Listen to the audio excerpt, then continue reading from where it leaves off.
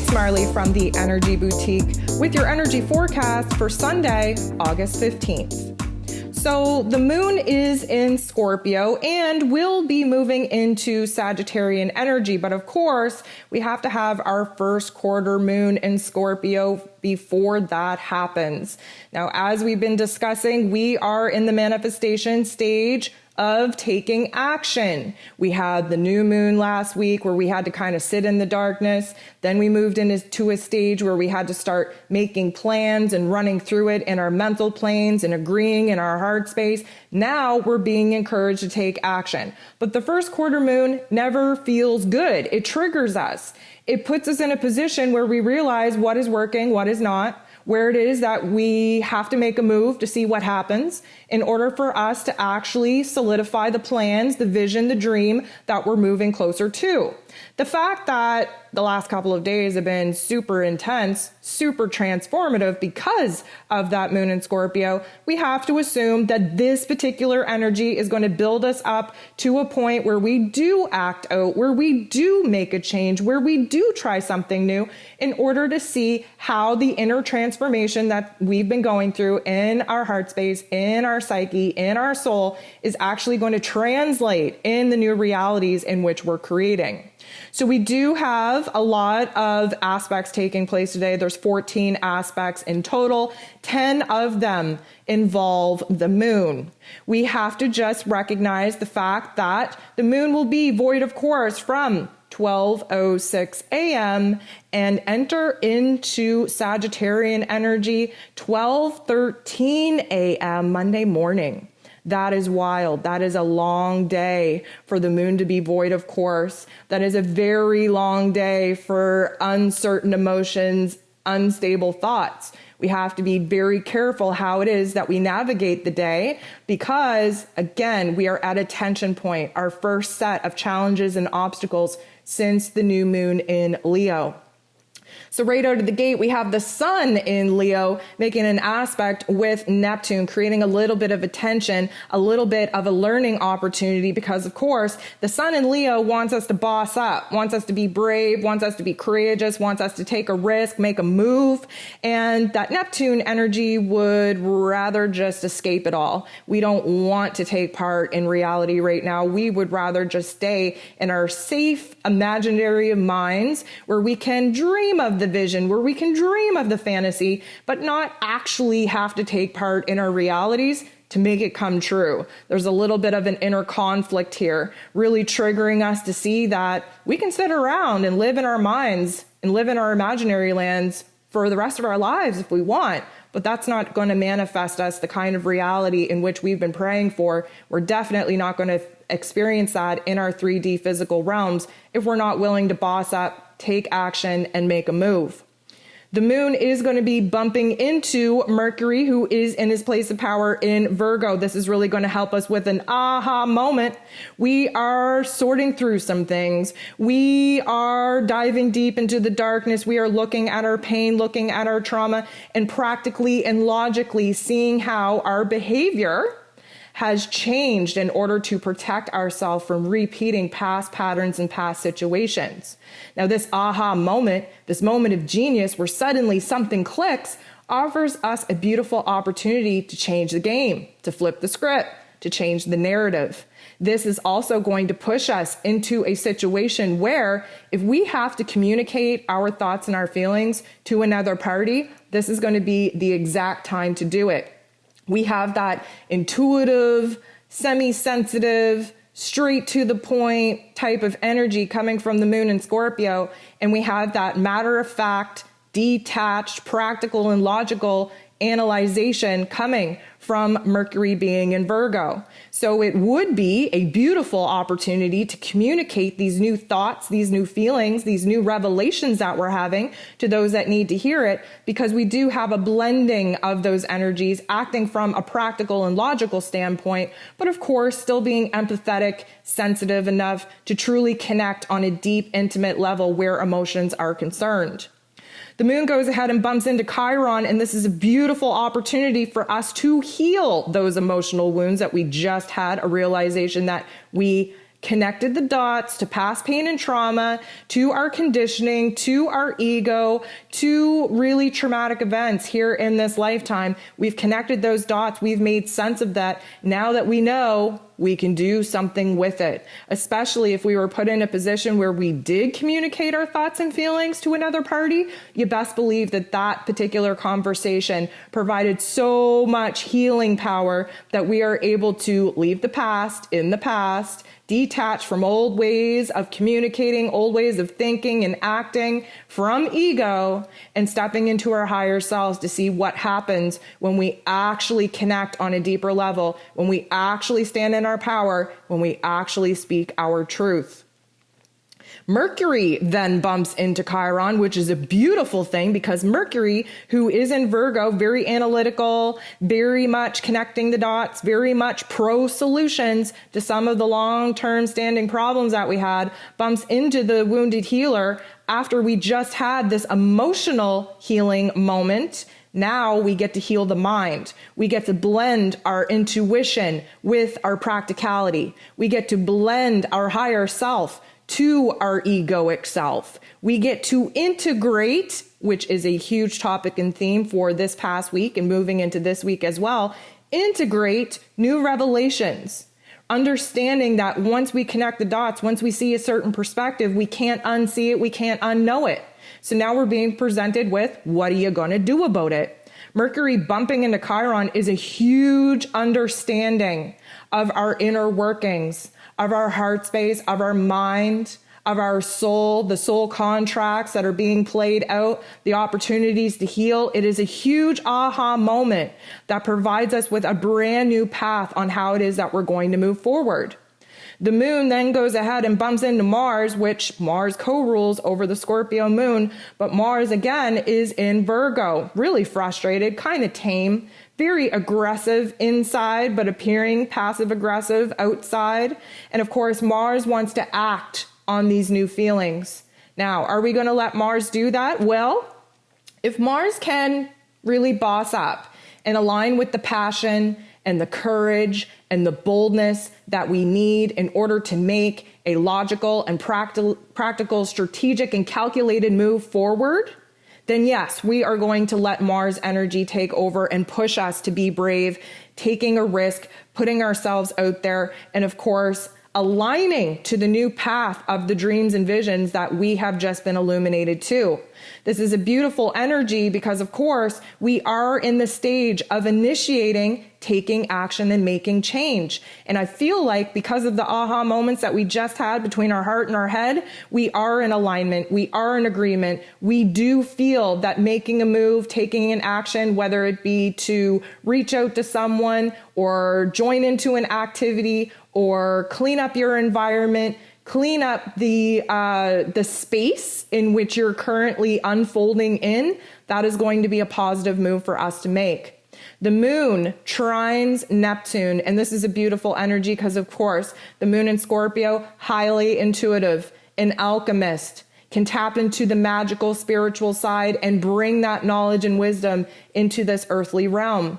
A trine is a good aspect, and of course, Neptune in Pisces, in her place of power, in a retrograde, is really getting us in touch with our intuition, strengthening our intuition, strengthening the relationship that we have with our higher self. We're starting to trust ourselves a little bit more, trust the visions that we're having, trust the dreams in which we're creating, and really tap into our hypersensitivity and be able to absorb knowledge and wisdom coming in from the energetic vibrations in our environment and in the people in our environment for us to form a new opinion on not only what they're thinking and feeling and where it is that we're going to go from here, but trusting the energy within us. Scorpio energy is a powerful move. It's ruled over by Pluto, the great transformer himself, turning pain into power, turning darkness into light,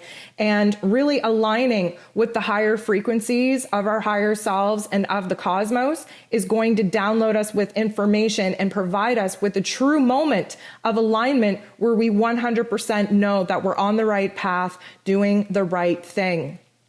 So at this particular point in time, the moon in Scorpio squares the sun in Leo, providing us with our first quarter moon. This is basically a realization where we see the division between the old self and the new self. We understand that we are really in a space where we have to transform our ways of thinking. We have to transform our ways of feeling, taking our power back. Yes, the tension, the first quarter moon is a tension, is a crisis point. It is built that way so that we see where a breakthrough is about to take place. And it couldn't be any more perfect, because just after the moon and the sun do this beautiful little dance, of course, the moon in Scorpio saying, okay, let's, turn that pain into power. Let's turn this darkness into light. And of course, the sun in Leo, bold and brave and courageous and passionate and willing to take a risk on trying new things if it means breaking away from the old pain bonds, the old trauma patterns, and really align to the new visions and the dreams that we're looking to bring to life. So the moon in Scorpio then sextiles Pluto, its ruler. And Pluto, yes, the god of the underworld. Yes, the illuminator of all the darkness, the dark parts within us. Yes, wants us to intensely feel the darker emotions of our pain, of our trauma, of our fears, of our insecurities. He does so in a way that pushes us to not want to be there anymore, to not want to continue to kind of sit at the bottom of the barrel in the darkness, woe is me, victim mentality, and instead empower us through our pain, through our struggles, to boss up and make a change. And we have the support of the sun in Leo here, willing to take that risk, tapping into all confidence, all bravery, all boldness within us, really emerging as that king of the jungle lion in order for us to boss up, take our power back, and make a move. So the moon in Scorpio goes ahead and bumps into Saturn, the Lord of Karma. But guess what? This is a good energy. Why? Because the Lord of Karma is having a little bit of a pep talk with us, saying, you know what? I'm super proud of you for bossing up just then. I'm super proud of you for walking out of the darkness and making your way towards the light. I'm super proud of you for recognizing the changes that need to take place in your heart and in your head in order to get a different result. And you know what? The emotional control, the discipline that you've had in order to act as the observer instead of reacting from your egoic self out of fear, out of trauma, is absolutely a moment to celebrate. We all have a lot of celebrating to do, a lot of credit to actually pay to ourselves. We have been tested like no other in the last little bit here, and we have chosen to act as the observer, to see what the bigger plan is here, what is at play, instead of just falling victim to the same old reactive behaviors that we, of course, have gotten very comfortable in as we've been going through these painful lessons. So Saturn is kind of like, good on you. You get a gold star, you bossed up. This is a time for us to see what is now possible because we've reworked our vision moving forward. We have now recognized all the opportunities that we've been tested by the darker force energies and all the opportunities that we stood in our power to say, I'm not going back there. I prefer the unfamiliar territory that provides me an opportunity to act as the observer, trusting and surrendering to the universe that there is a divine script, a divine plan being played out, and that I cannot continue to be so rooted and attached to my ego and identity that I am not surrendering and allowing to the beautiful lessons that have been divinely scripted for me to actually play out. Saturn is here to give us that gold star, to pep talk us into recognizing where it is that we cannot go back to those lower frequencies because we have done so much exploration within ourselves and so much healing work within our head and heart. At this particular time, the moon in Scorpio bumps into Chiron, and Chiron wants to remind us, although this is going to bring the vibe down just slightly, Chiron wants us to recognize our emotional wounds. He wants us to reflect on where we've been tested, on where our insecurities have been illuminated, where it is our fears have gotten very loud in our head and in our heart over the last, I'm going to say, couple of months, very intensely, although it's been there for quite a while. And basically, it's not to bum us out. It's not to bring down the vibe. It's to show us that we have to give ourselves credit where credit is due.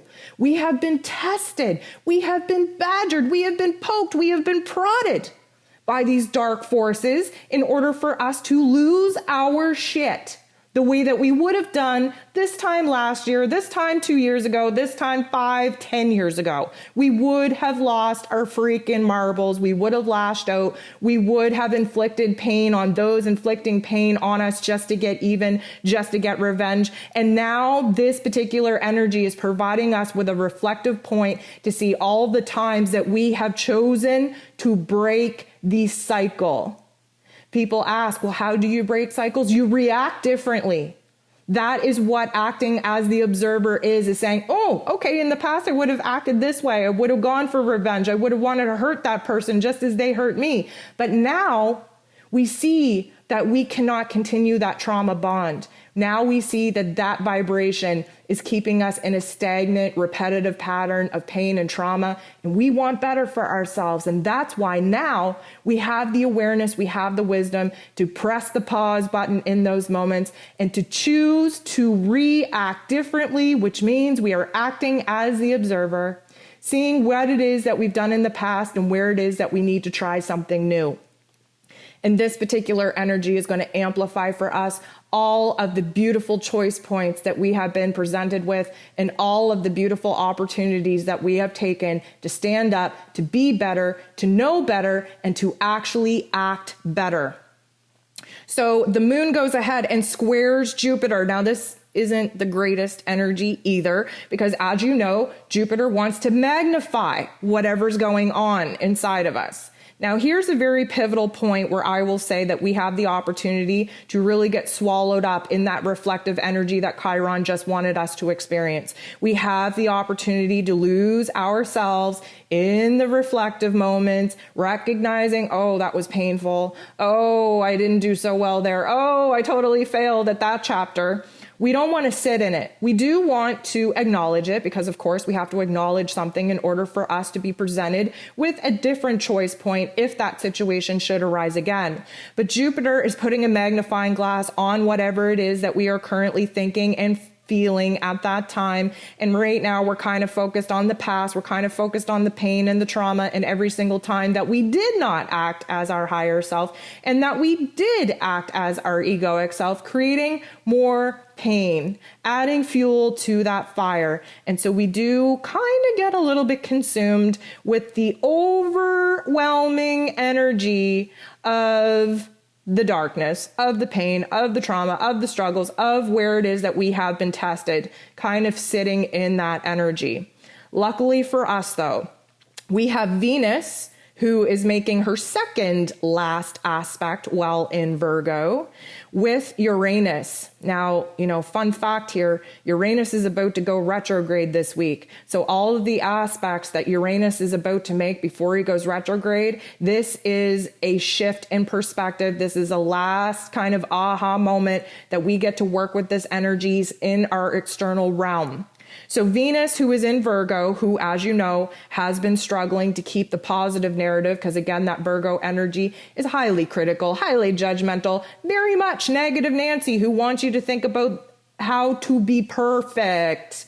OCD and perfectionism, Virgo energy. We have been putting a lot of applied pressure on ourselves. We have been really dabbling in the negative side of our self-worth. Again, criticizing, judging. We have been overinflating our expectations in our personal relationships. And of course, that has created a lot of instability and uncertainty in the relationships that we have now deemed of value. So Venus in Virgo, who's kind of earthed out, practical, logical, but a little bit on the negative side, bumps into Uranus, who is really applying the pressure for us to get a grip, grasp that new perspective so we can do something with it before he goes retrograde. This is going to illuminate to us what it is that we actually need emotionally. So we sat in the darkness, we had to reflect, we look back at all of that pain, that trauma, all the times that we failed to honor ourselves and step into a power. And now we're saying, okay, so we have this framework of what it is that we don't want to do anymore, which means that now we can create a plan for what it is that we do want to do, reacting in certain situations. So what does this mean that I need? What do I need? What do I need from myself? What do I need from the ones that I love? What kind of safety and security am I looking for? And because Uranus is kind of the rebellion energy of the zodiac, very independent and very emotionally detached, we are going to be able to kind of create a very healthy boundary between those overwhelming, over-emotional feelings that we just got illuminated to, where the pain and the trauma existed in our lives and where it is that we played into that. And now we're able to emotionally detach, to recognize that, you know what? I'm way too attached to these people. I really look for validation from these people. Oh my goodness, my self-worth has been mirrored back to me in these relationships, and I'm not happy with what's going on in these relationships. What does this mean for me? And so there is going to come an aha moment, because that Uranian energy, of course, is an aha moment of genius where we receive connections and insights in our higher mental octave where we change the game, we flip the script. Suddenly, we make the connection from, what we were really feeding off of in those earlier situations that we just revisited, and how it is that we want to change the game moving forward, and what that actually means that we need. This is going to help us kind of figure out in a detailed fashion, because that's what Virgo energy is all about, what it is that we need for our self-worth, for our self-value, what it is that we need in our personal relationships. Maybe it's more freedom. Maybe it's more independence. Maybe it's not being attached to the hip, right? We are reconstructing the energy exchange in the relationships that we deem worthy enough to keep around. This particular aspect is going to help us do that. However, Mercury is going to square the true node. That true node wants to get us on the path moving forward. However, we have to figure some things out in our mental plane. Mercury is in its place of power in Virgo. We need to analyze the smaller details of our thoughts, of our behaviors, of what we emotionally need in order to feel safe and secure, not only within ourselves, with the relationship with ourselves, but in the relationship with others. This is going to push us to take a look back before we can move forward. And what happens here is that there is new growth taking place, because we just connected some very serious dots. Mercury in Virgo comes up with solutions, and the solutions that we're coming up with is what it is that we emotionally need to feel safe and secure within ourselves, and then safe and secure in our relationships. This opens us up to new ways of doing things. Mercury in Virgo wants to improve the system, improve the routine, improve the energy exchange. But we have to get a grip in our mental plane, and then we have to get our heart space to agree before we can go ahead and take any kind of action. The last aspect that takes place here today is one that involves Venus in Virgo before she moves on to her place and power. So the moon in Scorpio sextiles Venus in Virgo, and this is really going to trigger us to say, okay, I'm on the right path here. I'm connecting the dots.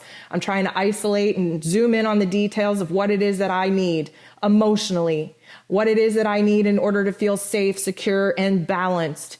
And this particular energy is going to show us where it is that we need to kind of get an agreement, heart and head, like I just talked about, in order to settle, in order to build a new foundation to operate from, in order to organize our thoughts, organize our emotions accordingly. And then when in agreement, because we're in the stage of manifesting where we're being encouraged to take action, where we can actually make a move in the upcoming days to act out, establishing a new boundary, a new routine, a new way of connecting and interacting with those that we love.